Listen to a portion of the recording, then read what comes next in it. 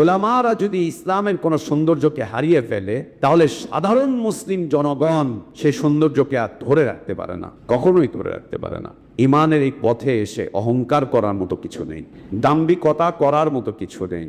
ইমানের এই পথে এসে অভদ্র হওয়ার কোনো সুযোগ নেই। ইমানের এই রাস্তায় এসে নিজের ব্যাপারে বড়াই করার মতো কোনো সুযোগ নেই। যদি হিদায়াতের উপরে টিকে থাকি তো আল্লাহর দয়ায় টিকে থাকতে পারবো, আল্লাহর অনুগ্রহের উপরে ভিত্তি করেই টিকে থাকতে পারবো। যদি ইমানের উপরে টিকে থাকতে চাই তো নিজেকে আল্লাহর দয়ার উপযোগী করে নিতে হবে, আল্লাহর অনুগ্রহের উপযোগী করে নিতে হবে। অন্যথায় আল্লাহ তাবারক ওয়া তাআলা যে কোনো মুহূর্তে চাইলে এখান থেকে বিচ্যুত করে দিবে, যে কোনো মুহূর্তে চাইলে আল্লাহ বিচ্যুত করে দিবে। আল্লাহ আমাদের ইমানকে হেফাজত করেন। আল্লাহ সাহায্যটা কোথায়? শত্রুতা করবে, মৃত্যুর পরোয়ানা ঘাড়ের উপরে থাকবে, চতুর্দিক থেকে আক্রমণ চলবে, এর মধ্য দিয়ে আল্লাহ দ্বীনকে নিয়ে মুমিনগণ বীর দর্পে এগিয়ে যেতে থাকবেন। আল্লাহ দ্বীনকে নিয়ে তারা এগিয়ে যেতে থাকবেন। তাদের এগিয়ে যাওয়াকে কেউ রুদ্ধ করতে পারবে না, কেউ থামিয়ে দিতে পারবে না। এটাই হচ্ছে আল্লাহর সাহায্য, কেউ থামিয়ে দিতে পারবে না। আল্লাহ দ্বীনকে নিয়ে তারা এগিয়ে যাচ্ছেন, যেতেই থাকবেন। আল্লাহ তাদেরকে এত বেশি সাহায্য করবেন যে দুনিয়ার কোন শক্তি তাদেরকে আল্লাহ দ্বীনকে নিয়ে এগিয়ে যাওয়া রুদ্ধ করতে পারবে না, টপকে দিতে পারবে না, আটকে দিতে পারবে না। শত্রুতার মধ্যেও তারা আল্লাহ দ্বীনকে নিয়ে এগিয়ে যেতে থাকবেন, চমৎকার ভাবে এগিয়ে যেতে থাকবেন। তাদেরকে কেউ ঠেকাতে পারবে না, কেউ তাদেরকে এই পদচারণা তাদের বন্ধ করতে পারবে না, যাই হোক না কেন, যাই হোক না কেন। إن الحمد لله نحمده ونستعينه ونستغفره ونؤمن به ونتوكل عليه ونعوذ بالله من شرور أنفسنا ومن سيئات أعمالنا من يهده الله فلا مضل له ومن يضلل فلا هادي له وأشهد أن لا إله إلا الله وحده لا شريك له وأشهد أن محمدًا عبده ورسوله أرسله بالحق بشيرًا ونذيرًا وداعيًا إلى الله بإذنه وسراجًا منيرًا أما بعد فإن أحسن الحديث كتاب الله وخير الهدي هدي محمد صلى الله عليه وسلم وشر الأمور محدثاتها وكل محدثة بدعة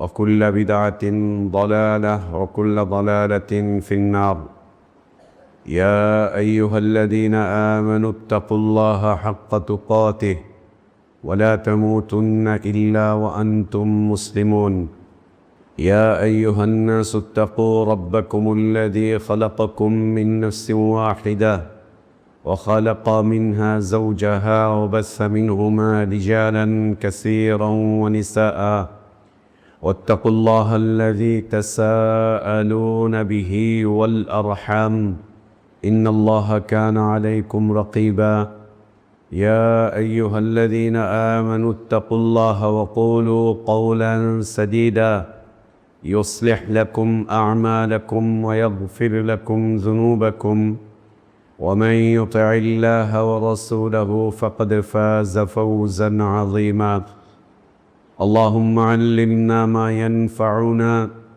وانفعنا بما علمتنا وزدنا علما اللهم إنا نعوذ بك من علم لا ينفع ومن قلب لا يخشع ومن نفس لا تشبع ومن دعوة لا يستجاب لها اللهم آت نفوسنا تقواها وزكها أنت خير من زكاها أنت ولينا ومولاها يا حي يا قيوم برحمتك نستغيث أصلح لنا شأننا كله ولا تكلنا إلى أنفسنا طرفة عين سبحانك لا علم لنا إلا ما علمتنا ইন্নাকা আনতাল আলিমুল হাকিম।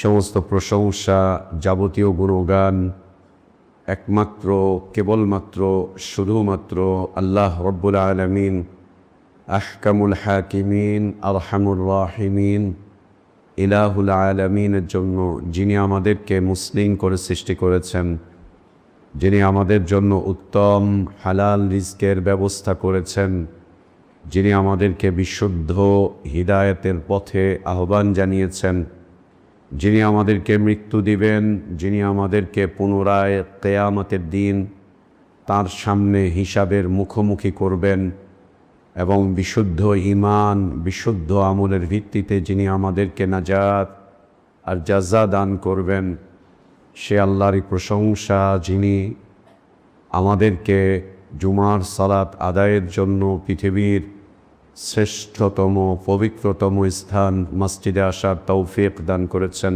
আলহামদুলিল্লাহ। সালাতু সালাম আমাদের প্রিয় নবী মুহাম্মদুর রাসূলুল্লাহ সাল্লাল্লাহু আলাইহি ওয়া আলিহি ওয়াসাল্লামের প্রতি। আল্লাহ সুবহানাহু ওয়া তাআলা যাকে কল্যাণের আধার করে বিশ্ব মানবতার জন্য মুক্তির দূত করে পাঠিয়েছিলেন, যার আদর্শের বাস্তবায়ন করা আমাদের উপর ফরজ করে দেওয়া হয়েছে, যার আদর্শের বাস্তবায়নই প্রকৃত হিদায়াত, কল্যাণ, নাজাত আর সফলতার একমাত্র পথ।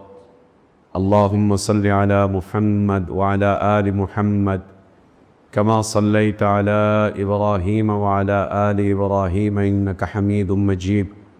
আল্লাহুম্মা বারিক আলা মুহাম্মদ وعلى آل محمد كما باركت على إبراهيم وعلى آل إبراهيم إنك حميد مجيد। الحمد لله। আল্লাহ তাবারক ওয়া তাআলার বিশেষ দয়ায়, তার বিশেষ অনুগ্রহে, তার বিশেষ করুণায় আমরা আল্লাহর পক্ষ থেকে আসা সর্বশ্রেষ্ঠ, সর্বশেষ তার পছন্দনীয় দিনটুকু জানতে, বুঝতে, মানতে চেষ্টা করছি। আল্লাহর কাছে আমাদের দোয়া, আল্লাহ আমাদের এ দিনই জীবনটুকু কবুল করে নেন। আমাদের ভুলগুলো আল্লাহ সংশোধন করে দেন। আমাদের গুনাহগুলো, অন্যায়গুলো, অপরাধগুলোকে আল্লাহ মাফ করে দেন। আল্লাহ আমাদেরকে ঈমান আর ইসলামের প্রকৃত সৌন্দর্যের উপর বেঁচে থাকার তৌফিক দান করেন। ঈমান আর ইসলামের পূর্ণতার উপরেই আল্লাহ আমাদেরকে মৃত্যু দান করেন। আমিন। সম্মানিত উপস্থিতি, প্রিয় মুসলিম ভাইরা, আজ জুমার খুতবার সংক্ষিপ্ত বিষয়বস্তু আল্লাহর দ্বীনের উপর অটলতা, অবিচলতার উপায় বা মাধ্যমগুলো। আল্লাহ রাসূল সাল্লাল্লাহু আলাইহি ওয়াসাল্লামের কাছে সাহাবী এসে বলছিলেন, আপনার পরে যেন আমাকে আর কারো কাছে যাওয়া না লাগে, কারো কাছে যাওয়া না লাগে, এমন একটা বিষয় আপনি আমাকে শিখিয়ে দেন। নবী সাল্লাল্লাহু আলাইহি ওয়াসাল্লাম রাহমাতুল লিল আলামিন, আল্লাহ তাকে আলামিনের জন্য রহমত করে পাঠিয়েছিলেন। এই জন্য আপনি দেখবেন যে নবী সাল্লাল্লাহু আলাইহি ওয়াসাল্লামের নবুয়তের এই দীর্ঘ 23 বছরের জীবনে তিনি যা বলেছেন, যা করেছেন, যার অনুমোদন দিয়েছেন, সব কিছুতে আল্লাহর রহমত জড়িয়ে আছে। সব কিছুতে আল্লাহর রহমত জড়িয়ে আছে।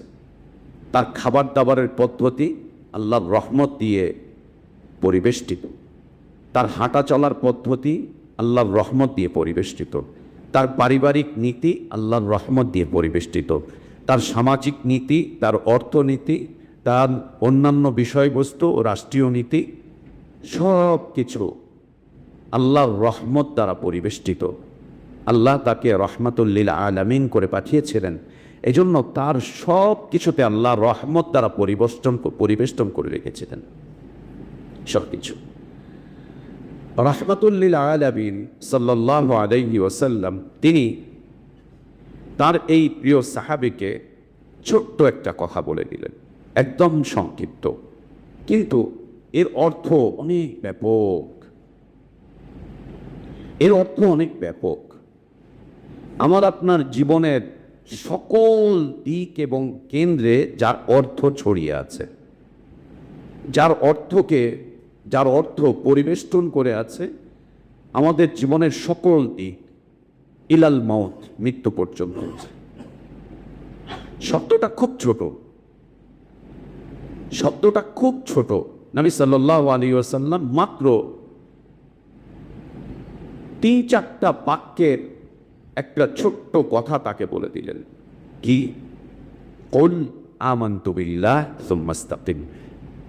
4টা শব্দ, কুল আমানতু বিল্লাহ সুম্মা ইসতাকিম। তুমি ঈমানের সাক্ষ্য দাও, তুমি ঈমানের সাক্ষ্য দাও। সুম্মা ইসতাকিম, ঈমানের সাক্ষ্য দেওয়ার পরে এই সাক্ষ্যের উপরে অটল অবিচল থাকো। তোমার জীবনে যাই ঘটুক না কেন, এর থেকে তুমি নড়তে যেও না, চড়তে যেও না, এক চুল পরিমাণ তুমি হিলতে যেও না, এর থেকে তুমি হিলতে যেও না।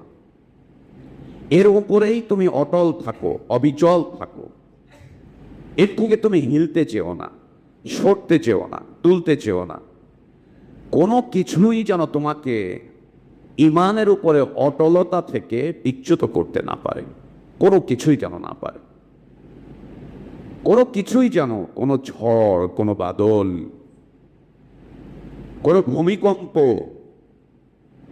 আমরা তো এই যে ঝড় বাদল ভূমিকম্প এগুলো আবহাওয়া অফিসের মাধ্যম দিয়ে শুনি আর দেখি আমাদের উপরে দিয়ে এগুলো বয়ে যায়। এর বাইরে একটা ঝড়, একটা বাদল, একটা ভূমিকম্প, একটা জলোচ্ছ্বাস, একটা আগ্নেয়গিরির অগ্নিৎপাত, এগুলো যে আমাদের উপর দিয়ে বয়ে যায়, যা দেখা যায় না, অনুভব করা যায়, তাকে আমরা বুঝি, সেটা হচ্ছে আমাদের ঈমানি জীবনের উপর দিয়ে। একজন খাঁটি বিশুদ্ধ মুমিনের ঈমানি জীবনের উপর দিয়ে সার্বক্ষণিক একটা ঝড় বয়ে যায়, যেটা আমরা অনুভব করতে পারি না। অনুভব করতে না পারার পিছনে কারণ হচ্ছে ঈমানি দুর্বলতা। আমরা অনুভব করতে পারি না, আমাদের ঈমানি জীবনে একটা কম্পন আসে, ঈমানি জীবনে একটা কম্পন আসে, এটা আমরা অনুভব করতে পারি না। দুনিয়ার ব্যস্ততায়, পারিবারিক ব্যস্ততায়, সামগ্রিক সব কিছুকে নিয়ে মিলে জুলে থাকার কারণে আমরা অনুভব করতে পারি না যে আমাদের ওপর দিয়ে একটা জলোচ্ছ্বাস বয়ে যাচ্ছে ঈমানের ওপর দিয়ে। আমাদের ঈমানের ওপর দিয়ে একটা জলোচ্ছ্বাস বয়ে যাচ্ছে, একটা ভূমিকম্প আসতেছে আমাদের ঈমানের ওপর দিয়ে, আমাদের ঈমানি জিন্দেগির ওপর দিয়ে। একটা ঝড়, একটা সাইক্লোন আমাদের ওপর দিয়ে বয়ে যায়, এটা আমরা অনুভব করতে পারি না। সাহাবীরা অনুভব করতেন, সাহাবীরা এটা অনুভব করতেন, অনুভব করতেন, অনুভব করতেন বলেই একদিন এক সাহাবী হন্তদন্ত হয়ে আল্লাহর নবী সাল্লাল্লাহু আলাইহি ওয়াসাল্লামের দিকে ছুটে আসতেছেন। অধিমধ্যে আবু বকর সিদ্দিক রাদিয়াল্লাহু আনহু তার সাথে দেখা। তাকে বললেন, কি ব্যাপার, তুমি এত তাড়াহুড়া করে কোথায় যাচ্ছ? তোমার মধ্যে এত অস্থিরতা কেন? তোমাকে এত বিচলিত দেখা যাচ্ছে কেন? তখন তিনি বলছেন, আবু বকর, আমি মুনাফিক হয়ে গিয়েছি। নিজের নাম ধরে বলছে, হানজালা মুনাফিক হয়ে গিয়েছে। আবু বকর, হানজালা মুনাফিক হয়ে গিয়েছে। আজীব কথা না? নিজের ব্যাপারে বলছেন যে আমি হানজালা, আমি মুনাফিক হয়ে গিয়েছি।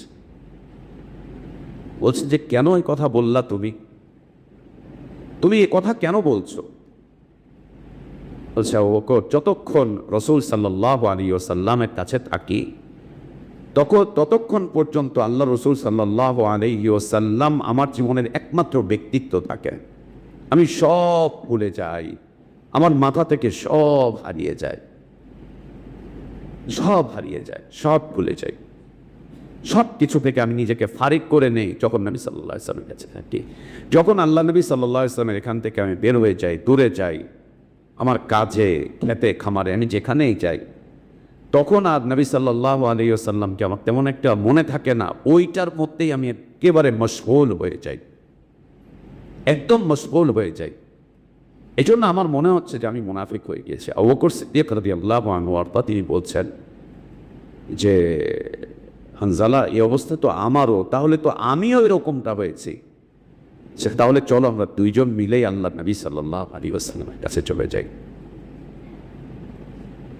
কি বুঝলাম আমরা হাদিসের এই অংশ থেকে? কি বুঝলাম? এমনকি আল্লাহ তাবারক ওয়া তাআলা তিনি নিজেই বলছেন যে মুমিনিনদের জীবনের হালাতটা এমন অবস্থায় একটা সময় ছিল, সাথে আল্লাহ রসুল সাল্লাল্লাহু আলাইহি ওয়াসাল্লামের পর্যন্ত অজুল জিলু আত্তা ইয়াকুল আর-রাসূল ওয়াল্লাযীনা আমানু মাআহু মাতা নাসরুল্লাহ আলা ইন্না নাসরাল্লাহি কারীব।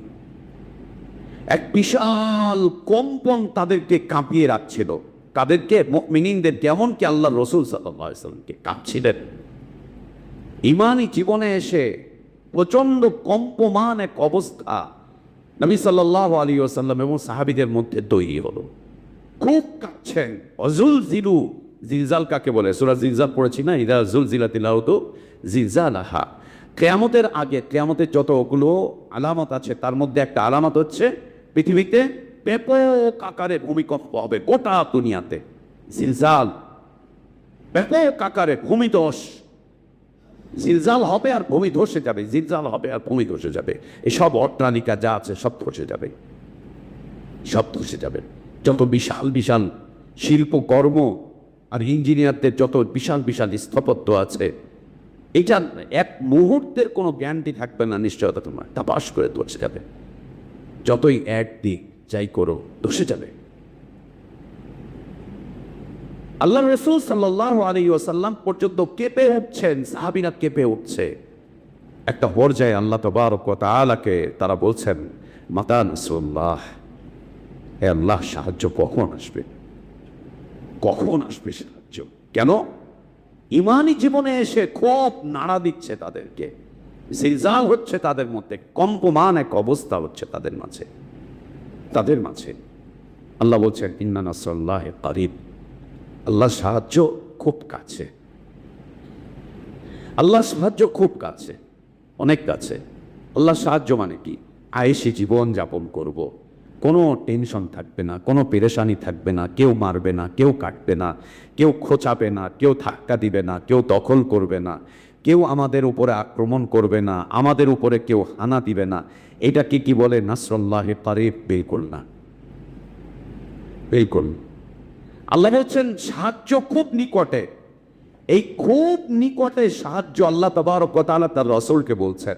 কিন্তু মৃত্যুর আগ পর্যন্ত নবী সাল্লাল্লাহু আলাইহি ওয়াসাল্লাম দুনিয়ার দৃষ্টিতে একটু স্বস্তির ঘুম ঘুমাতে পারেননি। দুনিয়ার দৃষ্টিতে একটু স্বস্তির ঘুম, একটু নিরাপত্তার জীবন। সারাক্ষণ মৃত্যুর হুলিয়া, শত্রুর শত্রুতার হুলিয়া, সারাক্ষণ মৃত্যুর পরোয়ানা, ওদিক থেকে ওইটা, ওদিক থেকে সেইটা। গোটা দুনিয়া তার বিরুদ্ধে মৃত্যুর পরোয়ানা জারি করে রেখেছে। ঘরের ভিতরে শত্রু, বাইরে শত্রু, চতুর্দিক থেকে। এই অবস্থার মধ্য থেকে আল্লাহ নবী সাল্লাল্লাহু আলাইহি ওয়াসাল্লাম দুনিয়া থেকে বিদায় নিলেন। তিনি কি আল্লাহর সাহায্যের বিপরীতে ছিলেন বলা যাবে? বা আল্লাহ তাকে সাহায্য করেননি বলা যাবে? বিলকুল না। আমরা সাহায্যের অর্থ পরিবর্তন করে ফেলেছি। আমরা সাহায্যের অর্থ, আল্লাহর সাহায্যের অর্থ পরিবর্তন করে ফেলেছি। সেটা কি?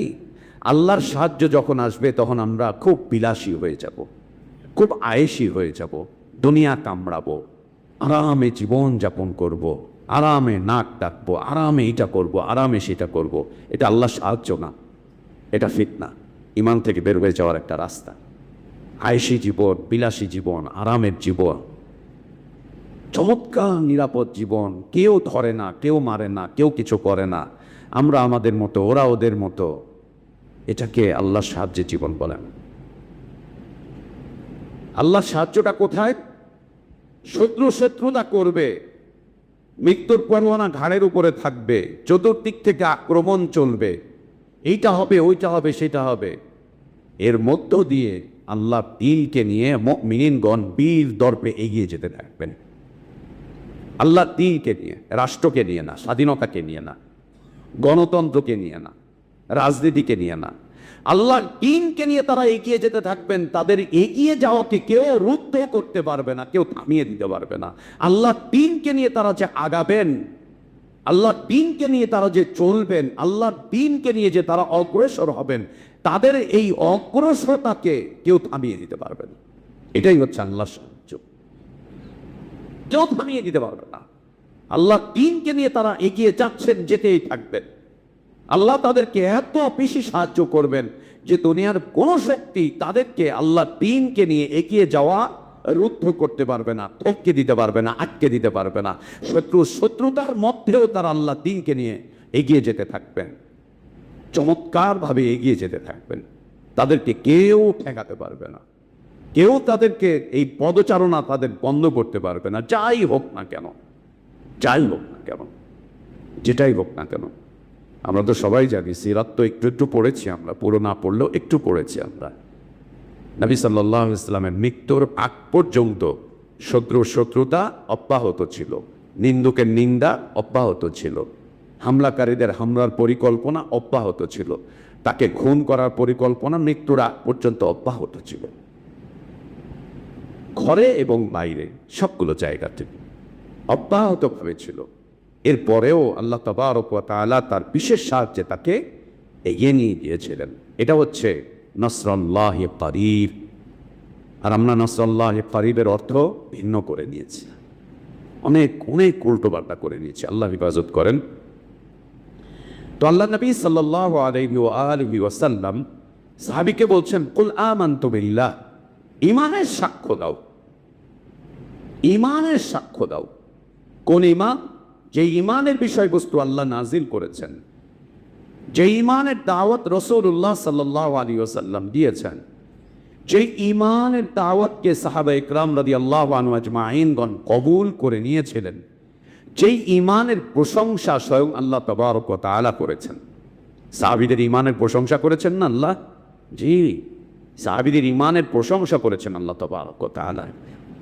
সাহাবীদের ঈমানের প্রশংসা করেছেন আল্লাহ তাবারক ওয়া তাআলা। মুমিনদের ঈমানি জীবনের প্রশংসা করেন আল্লাহ তাবারক ওয়া তাআলা, প্রশংসা করেছেন তিনি।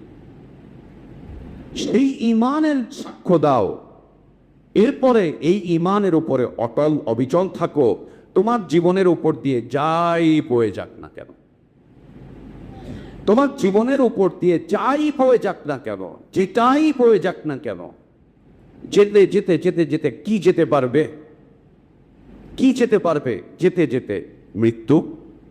কিন্তু তারপরেও ঈমানের উপর অটল অবিচল থাকো। আল্লাহ নবী সাল্লাল্লাহু আলাইহি ওয়াসাল্লামের মুবারক তিনটি উক্তি, বিভিন্ন ক্ষেত্রে নবী সাল্লাল্লাহু আলাইহি ওয়াসাল্লাম তার সাহাবীদের ব্যাপারে সাহাবীদেরকে তিনটি উক্তি করেছেন ঈমানের উপরে অটল অবিচল থাকার বিষয় নিয়ে। তিনি বলছেন, লা তুশরিক বিল্লাহি শাইআন ইন কুতিআতা, তোমরা যারা ঈমান এনেছো, ঈমানের উপর অটল অবিচল আছো, খবরদার কোনো অবস্থাতেই তোমরা আল্লাহর সাথে শিরক করতে যেও না, যদিও তোমাদেরকে কেটে টুকরো টুকরো করে ফেলা হয়। কেটে টুকরো টুকরো করে ফেলা হয়, তাও তোমরা আল্লাহর সাথে শিরক করতে যেও না। কেন? শিরক করলে আর ঈমানের উপর অটল অবিচল থাকা যাবে না।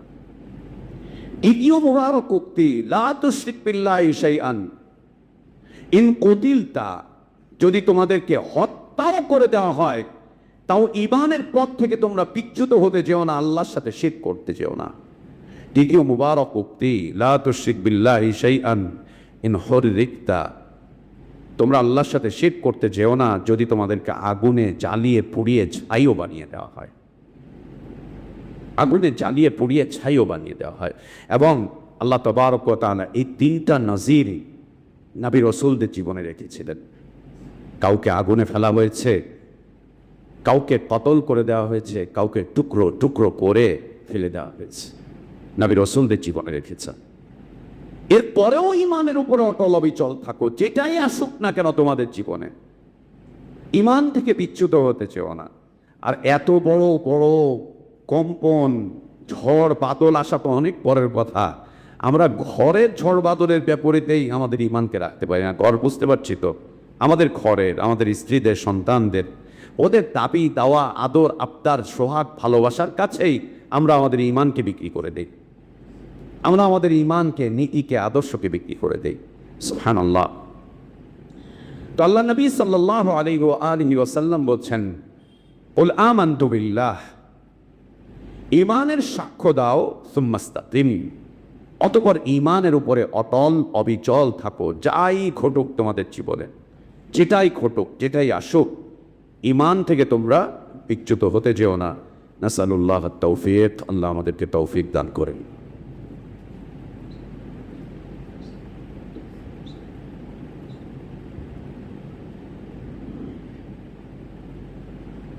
الحمد لله على إحسانه والشكر له على توفيقه وامتنانه وأشهد أن لا إله إلا الله وحده لا شريك له له الملك وله الحمد يحيي ويميت وهو على كل شيء قدير تعظيما لشانه وأشهد أن محمدا عبده ورسوله وصفيه وخليله الداعي إلى رضوانه صلى الله عليه وعلى آله وأصحابه وبارك وسلم تسليما كثيرا إلى يوم الدين ثم ما بعد সম্মানিত মুসল্লিবৃন্দ,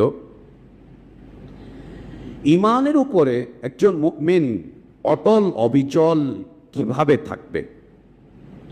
আহলে ইলমগণ অনেকগুলো আসবাব আলোচনা করেছেন। আসবাব, উপায়। সেই উপায়গুলোর মাধ্যম দিয়ে আমরা এই মহামূল্যবান নিয়ামতটুকু আমাদের মাঝে ধারণ করে রাখতে পারি। আমার আপনার জীবনের সবচাইতে বড় নিয়ামত হচ্ছে ঈমান, যার কোনো মূল্য পৃথিবীবাসী দিতে পারবে না, যা কোনো বাজারে কিনতে পাওয়া যায় না, যা পৃথিবীর কোনো স্থানে টেন্ডার দিয়ে বিক্রি হয় না, যার কোনো মূল্য পৃথিবী দিতে পারবে না। ঈমানের মূল্য পৃথিবী কি দিবে? কি দিবে? যার মূল্যের কথা আল্লাহ বলছেন আজরুন আযীম, মহা পুরস্কার দিয়ে আল্লাহ ভূষিত করবেন আমাদেরকে, মহা পুরস্কার দিয়ে। যেটা পুরস্কারের ওয়াদা আল্লাহ করেছেন সেইটার মূল্য পৃথিবীবাসী দিতে পারবে না। পৃথিবীতে কোনো ঈমানের বাজার খুঁজে পাওয়া যায় না। ঈমানের বাজার পৃথিবীতে খুঁজে পাবেন না আপনি। কোনো বাজারে ঈমান বিক্রি হয় না, সেটা আমাদের মতো গরিব দেশে হোক অথবা ধনাঢ্য কোনো দেশে হোক, কোথাও পাওয়া যায় না। কোথাও কোনো টেন্ডার দিয়ে অথবা কোনো ফ্যাক্টরি থেকে ঈমান উৎপাদন হয় না। বিজ্ঞানের কোনো কর্মক্ষেত্র থেকে ঈমানের বিষয়বস্তু আজকে পর্যন্ত পৃথিবীকে দিতে পারেনি। ওরা পারবেও না, এটা ওদের বিষয় না, এটা পারবে না।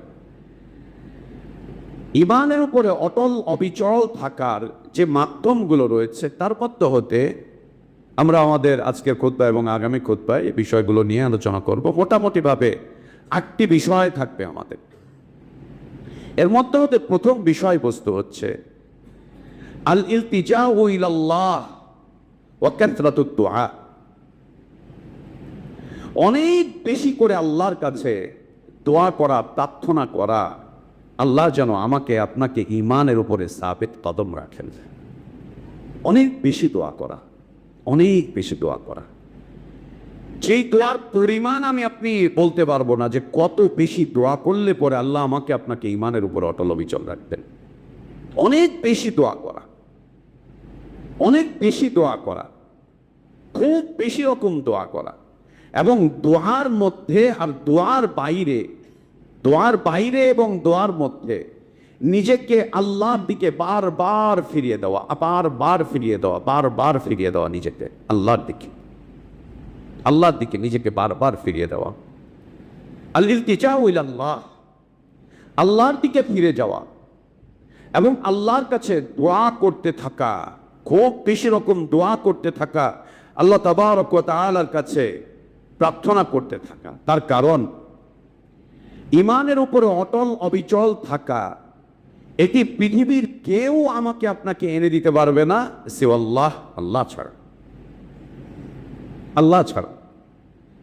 এবং আল্লাহ তাবারক ওয়া তাআলা তার যেভাবে ইচ্ছা, তিনি যেভাবে ইচ্ছে করেন সেভাবেই তিনি তার বান্দাকে ঈমানের উপরে অটল অবিচল রাখেন, অথবা তিনি যেভাবে চান সেভাবে তিনি পৃথিবীর মানুষকে গোমরাহ করে দেন বা পথভ্রষ্ট করে দেন। আল আমরু আমরু ওয়াল খালকু খালকু।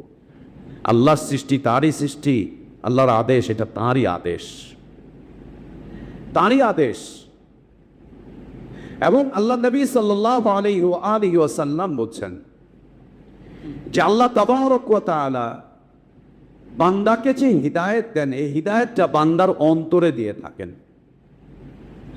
হিদায়েত আসে বান্দার অন্তরে, আর বান্দার এই অন্তর আল্লাহ তাবারক ওয়া তাআলার হাতের 2 আঙ্গুলের মাঝে, আল্লাহর হাতের 2 আঙ্গুলের মাঝে বান্দার অন্তর। এবং নবী সাল্লাল্লাহু আলাইহি ওয়াসাল্লাম বলতে গিয়ে আরো বলছেন ইউকাল্লিবুল্লাহু কাইফা ইয়াশা, আল্লাহ যেভাবে চান সেভাবে বান্দার অন্তরকে তিনি ওলট পালট করে দেন। কেউ গুমরাহ, পথভ্রষ্ট, মূর্তি পূজক, নাস্তিক, আল্লাহ হঠাৎ করে ওর অন্তরকে ঈমানের দিকে পরিবর্তন করে দিয়েছেন। হঠাৎ করে ঈমানের দিকে পরিবর্তন করে দিয়েছেন। ও কালকের নাস্তিক, আজকেও মুসলিম। ও গতকালকের মুশরিক, আজকেও মুসলিম। গতকালকে ও আল্লাহর সাথে শিরক করত, ওর আকীদা, আমাল, আখলাক, ওর মানহাজ, ওর সব কিছু ছিল শিরকের উপরে, বেদিন কুফরির উপরে, নাস্তিকতার উপরে। হঠাৎ করে এক রাতে আল্লাহ তাবারক ওয়া তাআলা তার অন্তরকে ঘুরিয়ে দিয়েছেন। ও পরের দিন ওকে ইমানদারদের কাতারে দেখা যাচ্ছে, মুসলিমিনদের কাতারে দেখা যাচ্ছে। বান্দার অন্তর আল্লাহর কাছে, আল্লাহর দুই আঙ্গুলের মাঝে, আল্লাহ চাইলেই ঘুরিয়ে দেন। আবার দেখতে পাই কি চমৎকার ভাবে দিন মানছিল, ইমানের উপরে ছিল, দিনের উপরে অটল অবিচল ছিল, দিন মেনে চলছে, দিনের দাওয়াত দিয়ে বেড়াচ্ছে, দিনকে নিয়ে অগ্রসর হচ্ছে, মসজিদের মিম্বারে দাঁড়িয়ে আল্লাহ তাওহীদের কথা বলছে, খুতবা দিচ্ছে, মাদ্রাসায় দিনের শিক্ষা প্রদান করছে, হাদিসের দার্স করছে। হঠাৎ করে দেখা যাচ্ছে ও নাস্তিকদের কাতারে গিয়ে দাঁড়িয়ে আছে, ও নাস্তিকদের কাতারে গিয়ে দাঁড়িয়ে আছে। ও কোরআন দিয়ে নাস্তিকতা প্রমাণ দিচ্ছে, ও রাসূলের হাদিস দিয়ে নাস্তিকতার প্রমাণ দিচ্ছে। হঠাৎ করে দেখা যাচ্ছে যে ও মুরতাদ হয়ে গিয়েছে, দিন থেকে বের হয়ে চলে গিয়েছে। ইউদিল্লু মান ইয়াশা ওয়া ইয়াহদি মান ইয়াশা। আল্লাহ যাকে চান তাকে তিনি গুমরাহ করেন, যাকে চান তাকে তিনি হিদায়াত দান করেন, যাকে চান তাকে তিনি হিদায়াত দান করেন, যাকে চান তিনি তাকে গুমরাহ করে দেন। আল্লাহ চাইলে একজন মুমিনকে গুমরাহ করে দিতে পারেন যে কোনো মুহূর্তে, যে কোনো রাস্তা দিয়ে, যে কোনো উপায় দিয়ে, যে কোনো রাস্তা দিয়ে, যে কোনো উপায় দিয়ে। আল্লাহ যদি চান একজন ব্যক্তিকে গুমরাহ করতে, তাকে গুমরাহ করতে আল্লাহ মুহূর্তের দরকার হয় না। আল্লাহর আদেশ আদেশ, মুহূর্তের দরকার হয় না, একটু দরকার হয় না, মুহূর্তের প্রয়োজন হয় না। ওই ইমানদারদের কাতার ছেড়ে দিয়ে কুফফারদের কাতারে গিয়ে দাঁড়াবে। এটা কি শুধু এই যুগেই ঘটছে? বিলকুল না। এটা স্বয়ং আল্লাহ নবী সাল্লাল্লাহু আলাইহি ওয়াসাল্লামের সময়ও ঘটেছিল।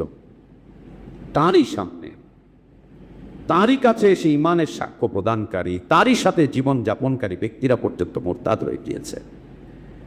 তার পরবর্তীতে আবু বকর সিদ্দিক রাদিয়াল্লাহু আনহুর সময়, খোলাফায়ে রাশিদিনদের সময়, সাহাবীদের সময় অসংখ্য নজির রয়েছে। যে কোনো মুহূর্তে আল্লাহ বান্দার অন্তরকে উল্টে দিবেন, পাল্টে দিবেন। এজন্য ইমানের এই পথে এসে অহংকার করার মতো কিছু নেই, দাম্ভিকতা করার মতো কিছু নেই।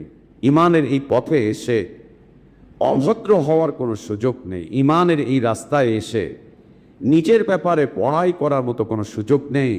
যদি হিদায়াতের উপরে টিকে থাকি তো আল্লাহর দয়ায় টিকে থাকতে পারবো, আল্লাহর অনুগ্রহের উপরে ভিত্তি করেই টিকে থাকতে পারবো। যদি ইমানের উপরে টিকে থাকতে চাই তো নিজেকে আল্লাহর দয়ার উপযোগী করে নিতে হবে, আল্লাহর অনুগ্রহের উপযোগী করে নিতে হবে। অন্যথায় আল্লাহ তাবারক ওয়া তাআলা যে কোনো মুহূর্তে চাইলে এখান থেকে বিচ্যুত করে দিবে, যে কোনো মুহূর্তে চাইলে আল্লাহ বিচ্যুত করে দিবে। আল্লাহ আমাদের ইমানকে হেফাজত করেন। আবার অন্যদিকে দেখা যায় গতকালকের মুশরিক, গতকালকের মূর্তি পূজক, গতকালকের নাস্তিক, গতকালকের আজে বাজে মতের উপরে, পথের উপরে প্রতিষ্ঠিত ব্যক্তি আজ হঠাৎ করে এসে কাতারে এসে দাঁড়িয়ে আছে। হঠাৎ এই কাতারে এসে দাঁড়িয়ে আছে, হঠাৎ করে এই কাতারে এসে দাঁড়িয়ে আছে। আল্লাহ হিদায়াত দান করেছেন। ইয়াকাল্লিবুল্লাহু কাইফা ইয়াশা। এই জন্য আল্লাহ তাবারক ওয়া তাআলা তার নবীকে দিয়ে, রাসূলুল্লাহ সাল্লাল্লাহু আলাইহি ওয়াসাল্লামকে দিয়ে ঈমানের উপরে অটলতার, অবিচলতার বিষয়বস্তুগুলো পৃথিবীর মানুষকে জানিয়েছেন, পৃথিবীর মানুষকে জানিয়েছেন। আল্লাহ নবী সাল্লাল্লাহু আলাইহি ওয়াসাল্লাম তিনি নিজেও আল্লাহর কাছে তার জীবনের দোহার একটা বিশাল অংশ ছিল। তিনি আল্লাহর কাছে চাইতেন আল্লাহ যেন তাকে দ্বীনের উপরে অটল অবিচল রাখেন। তিনি নিজেও চাইতেন আল্লাহর কাছে, তিনি নিজেও চাইতেন আল্লাহর কাছে। রাসূল সাল্লাল্লাহু আলাইহি ওয়াসাল্লামের চরিত্রের একটা বিশাল সৌন্দর্য হচ্ছে তিনি যেটা অন্যদেরকে করতে বলতেন, আগে তিনি নিজে সেটা আমল করতেন। আগে তিনি নিজে সেটা আমল করতেন, এরপরে তিনি অন্যদেরকে করতে বলতেন। বা তিনি নিজে যেটা আমল করতেন সেটা সাহাবীদেরকে বলতেন তোমরাও এই আমল করো। আর আমাদের চরিত্র হচ্ছে ভিন্ন। আমরা চাই অন্যরা ভালো আমল করুক, অন্যদেরকে আমল করার আদেশ করি, নিজেরা আমল করি না, নিজেরা নিজেদের মাঝে এটার বাস্তবায়ন করি না। এটা নবী সাল্লাল্লাহু আলাইহি ওয়াসাল্লামের চরিত্রের খুব সুন্দর একটা দিক, অনেক চমৎকার একটা দিক, যেটা এই সময়ে এসে এই উম্মতের উলামাগণ হারিয়ে ফেলেছেন। এই উম্মতের উলামাগণ হারিয়ে ফেলেছেন। আর উলামারা যদি হারিয়ে ফেলে কোনো সৌন্দর্য, তখন আওয়াম সেটাকে আর ধরে রাখতে পারে না। উলামারা যদি ইসলামের কোনো সৌন্দর্যকে হারিয়ে ফেলে, তাহলে সাধারণ মুসলিম জনগণ সেই সৌন্দর্যকে আর ধরে রাখতে পারে না, কখনোই ধরে রাখতে পারে না। তো আল্লাহ নবী সাল্লাল্লাহু আলাইহি ওয়াসাল্লামের মুবারক দোয়াগুলোর বিশাল একটা অংশ জুড়ে ছিল আল্লাহর কাছে হিদায়েতের উপরে, বিশুদ্ধ দ্বীনের উপরে, হকের উপরে অটল অবিচল থাকার দোয়া, হকের উপরে অটল অবিচল থাকার দোয়া। এই জন্য নবী সাল্লাল্লাহু আলাইহি ওয়াসাল্লাম সিজদায় গিয়ে আল্লাহকে বলতেন, ইয়া মুকাল্লিবাল কুলুব সাব্বিত কলবি আলা দীনিক। আর আল্লাহ তাবারক ওয়া তাআলা তিনি নিজেও শেখাচ্ছেন, সূরা আলে ইমরানের আয়াত দোয়া করতে শেখাচ্ছেন, রব্বানা লা তুযিগ কুলুবানা বা'দা ইয হাদাইতানা ওয়া হাব লানা মিন লাদুনকা রাহমাতান ইন্নাকা আনতাল ওয়াহ্হাব। হে আমাদের রব, লা তুযিগ কুলুবানা বা'দা ইয হাদাইতানা। অনেক চড়াই উতরায়ের পরে, অনেক ত্যাগ তিতিক্ষার পরে, পৃথিবীর এই ফিতনাময় জগতের অবস্থার বিপরীতে, পৃথিবীর এই সমস্ত নোংরামি আবর্জনার বিপরীতে, আল্লাহ যখন তুমি আমাদেরকে হেদায়েত দিয়েছই, যখন তুমি হেদায়েত দিয়েছ, পৃথিবীতে এই যে ফিতনাগুলো দেখছে, এগুলো কি? এগুলো আবর্জনা, এগুলো নোংরামি। এবং নবী সাল্লাল্লাহু আলাইহি ওয়াসাল্লাম বলছেন, ফিতনার যুগে এসে ঈমানকে ধরে রাখা অত্যন্ত কঠিন। ফিতনার যুগে এসে ঈমানকে ধরে রাখা খুব কঠিন হবে। ফিতনার সময় এসে হাতে আগুনের টুকরো রাখা সহজ হবে, তার চাইতেও কঠিন হবে হচ্ছে ঈমানকে ধরে রাখা। মানুষ অল্প মূল্যের বিনিময়ে ঈমানকে বিক্রি করে দিবে, সামান্য সামান্য বিষয় ঈমানকে বিক্রি করে দিবে। রাজনীতি করতে গিয়ে ঈমান বিক্রি, নির্বাচন করতে গিয়ে ঈমান বিক্রি, আন্দোলন করতে গিয়ে ঈমান বিক্রি, সংগ্রাম করতে গিয়ে ঈমান বিক্রি, পৃথিবীর এটা সেটা গিয়ে ঈমান বিক্রি, বউকে ঠিক রাখতে গিয়ে ঈমান বিক্রি, সন্তানদের আদর ভালোবাসা রাখতে গিয়ে ঈমানকে বিক্রি। ঈমান বিক্রি হয়ে যাচ্ছে, এটা কোনো ভাবারই বিষয় না। সংসার তো টিকিয়ে রাখি আগে, ঈমানের বিষয়টা পরে দেখবো। ইন্না লিল্লাহি ওয়া ইন্না ইলাইহি রাজিউন, ওইটা পরে দেখা যাবে, আগেটা থাকে। তো আল্লাহ নবী সাল্লাল্লাহু আলাইহি ওয়াসাল্লাম তিনি নিজে দোয়া করতেন। এবং মনে রাখতে হবে যে পৃথিবীতে এখন চতুর্দিক থেকে ফিতনা ধেয়ে আসছে, চতুর্দিক থেকে ফিতনা ধেয়ে আসছে। ঘরে ফিতনা, বাইরে ফিতনা, অফিসে ফিতনা, বাজারে ফিতনা, রাস্তায় ঘাটে ফিতনা, এইটার নামে ফিতনা, ওইটার নামে ফিতনা। ফিতনাময় এক যুগে, ফিতনাময় একটা সময় আমরা দুনিয়াতে জীবনযাপন করছি। ফিতনাময় এক সময় দুনিয়াতে আমরা আছি, জীবনযাপন করছি। এই ফিতনার সময়ে যে ব্যক্তি তার দ্বীনের হেফাজত করবে, ঈমানের হেফাজত করবে, আর দ্বীন ঈমানের হেফাজত করবে সুন্নাহর ভিত্তিতে, সুন্নাহর ভিত্তিতে দ্বীনের হেফাজত করবে, ঈমানের হেফাজত করবে, আল্লাহ তাবারক ওয়া তাআলা তাদেরকে 50 জন সাহাবীর সমমান মর্যাদা দান করবেন।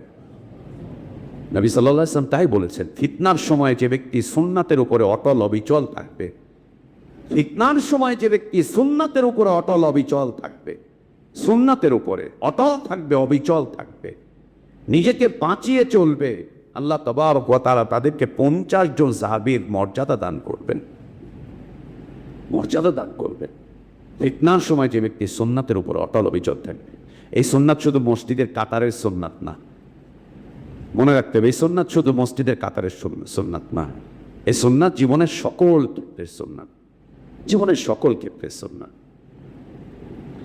তো আল্লাহ তাবারক ওয়া তাআলা আমাদেরকে শেখাচ্ছেন তার কোরআনের ভাষ্য, রব্বানা লা তুযিগ কুলুবানা, ও আমাদের রব, আমাদের অন্তরগুলোকে যখন তুমি হেদায়েতের পথ দেখিয়ে দিয়েছো, অন্তরে যেহেতু হেদায়েত দিয়েছো, হেদায়েতটুকু যেহেতু আমরা পেয়েছি, এত আবর্জনার মধ্য থেকে আল্লাহ তুমি যেহেতু আমাদেরকে বিশুদ্ধ দ্বীন দিয়েছো, বিশুদ্ধ ঈমানের রাস্তা দিয়েছো, নাবিদের রেখে যাওয়া পথ যেহেতু তুমি আমাদের জন্য উন্মোচন করে দিয়েছো, আল্লাহ তুমি আমাদের অন্তরগুলোকে আর বক্র করে দিও না, বাঁকা করে দিও না, যে আমরা ওই রাস্তায় চলে যাই, ওই রাস্তায় চলে যাই। মনে রাখতে হবে মসজিদে এসে আমরা সহি আকীদাত আর রাজনীতির ক্ষেত্রে গিয়ে আমরা আপেল বাতেলকে সমর্থন করে দিচ্ছি। ঈমান থাকবে না, ঈমান শেষ। দল সংগঠন করতে গিয়ে সুন্নাতের বিপরীতে চলে যাচ্ছি, ঈমান থাকবে না, ঈমান শেষ। ঈমান থাকবে না, ঈমান শেষ। সমাজ সামাজিকতার দেখাতে গিয়ে, সমাজের সাথে ফাঁসতে গিয়ে, মিশতে গিয়ে আমরা বরবাদ হয়ে যাচ্ছি। শুধু মসজিদে এসে নিজেদের ঈমানকে জাহির করছি, ওটা ঈমান না আসলে, ওটা ঈমান না আসলে। আল্লাহ বলছেন লা তুজিগ কুলুবানা, রবকে বলো রব তুমি আমাদের অন্তরগুলোকে আর বাঁকা করে দিও না, আমাদের অন্তরগুলোকে তুমি আর বাঁকা করে দিও না, তেড়া করে দিও না আমাদের অন্তরকে। পাদাই হাদাইতানা, হিদায়াত যখন তুমি আমাদেরকে দিয়েই দিয়েছো, এরপরে যেন আমরা আর ওই রাস্তার দিকে না যাই, আমরা যেন আর ওই পথের দিকে না যাই। পচা খসা দুর্গন্ধময় ডাস্টবিনের ময়লাগুলোর ওই রাস্তার দিকে যেন আমরা না যাই, ওই দিকে যেন আমরা না যাই। ওয়াহাব লানা মিন লাদুনকা রাহমা, হে আল্লাহ তুমি তোমার রহমত দিয়ে আমাদেরকে চতুর্দিক থেকে ঘিরে রাখো, যাতে করে আমরা আর বক্র পথে না যাই। তুমি সর্বময় ক্ষমতার অধিকারী, আল্লাহ রাখো। এই জন্য আল্লাহ তাবারক ওয়া তাআলা তিনি বলছেন সূরা ইব্রাহিমের আয়াত, ইউসাব্বিতুল্লাহু আল্লাযীনা আমানু বিল কওলি সাবিতি ফিল হায়াতিদ দুনিয়া ওয়া ফিল আখিরাহ ওয়া ইউযিল্লুল্লাহু আয-যালিমিনা ওয়া ইয়াফআলুল্লাহু মা ইয়াশা। ইউসাব্বিতুল্লাহ, আল্লাহ অটল অবিচল রাখেন, বিল কওলি সাবিতি ফিল হায়াতিদ দুনিয়া, আল্লাযীনা আমানু, যারা ঈমানদার। ঈমানদার ব্যক্তিদেরকে আল্লাহ ঈমানের উপরে অটল অবিচল রাখেন। দুনিয়াতে কিছু কথার মাধ্যম দিয়ে, কিছু বক্তব্যের মাধ্যম দিয়ে, কিছু সাক্ষ্যের মাধ্যম দিয়ে, কিছু আলোচনার মাধ্যম দিয়ে তাদেরকে আল্লাহ তাবারক ওয়া তাআলা ঈমানের উপরে অটল অবিচল রাখেন। ফিদ দুনিয়া ওয়া ফিল আখিরাহ, দুনিয়াতে এবং আখিরাতে, দুনিয়াতে এবং আখিরাতে। দুনিয়াতে আমরা ঈমানের উপরে অটল অবিচল থাকার জন্য চেষ্টা করব, দোয়া করব, প্রার্থনা করব। আমরা যখন মরে যাব, আমাদের লাশটাকে যখন দাফন করা হবে, লাশটাকে দাফন করার পরে আল্লাহ নবী সাল্লাল্লাহু আলাইহি ওয়াসাল্লাম শেখাচ্ছেন যে এখনই তোমার ভাইকে এসে প্রশ্ন করা হবে, তোমার ভাইকে এসে এখনই জিজ্ঞাসা করা হবে, সে এখনই জিজ্ঞাসিত হবে। তুমি আল্লাহর কাছে দোয়া করো, আল্লাহ যেন তোমার ভাইটাকে ঈমানের উপরে অবিচল রাখে। তাহলে কবরে গিয়েও ঈমানের উপরে অবিচল থাকতে হবে। জি, আল্লাহুম্মা গফির লাহু আল্লাহুম্মা সাব্বিতহু, আয় আল্লাহ তুমি তাকে মাফ করো আর তাকে তুমি অটল রাখো, অটল রাখো, অটল রাখো। কি? ঈমানের উপরে অটল রাখো। আয় আল্লাহ তাকে তুমি ঈমানের উপরে অটল রাখো। আল্লাহুম্মা গফির লাহু আল্লাহুম্মা সাব্বিতহু, আল্লাহুম্মা গফির লাহু আল্লাহুম্মা সাব্বিতহু। এখনই জিজ্ঞেস করবে, তার জন্য দোয়া করো, আল্লাহকে বলো আল্লাহ ক্ষমা করো, আল্লাহ তাকে অটল রাখো, অবিচল রাখো। কিসের উপরে অটল অবিচলতা? দুনিয়ার উপরে, রাজনীতির উপরে। সুবহানাল্লাহ, সুবহানাল্লাহ। আজে বাজে রাজনীতি করতে করতে মরে যায়, তার লাশ কাঁদে নিয়ে আবার সেটাকে ছবি তুলে আবার সেলফি তুলে মানুষ দেখিয়ে দেয়। লা ইলাহা লা ইলাহা।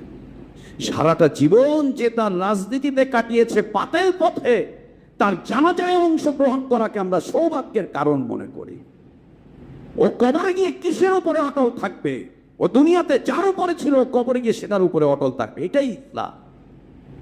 দুনিয়াতে ধর্ম নিরপেক্ষ ছিল, কবরে গিয়ে ওটার উপরেই থাকতে হবে। এখানে গণতন্ত্রী ছিল, ওখানে গিয়ে ওটা থাকবা।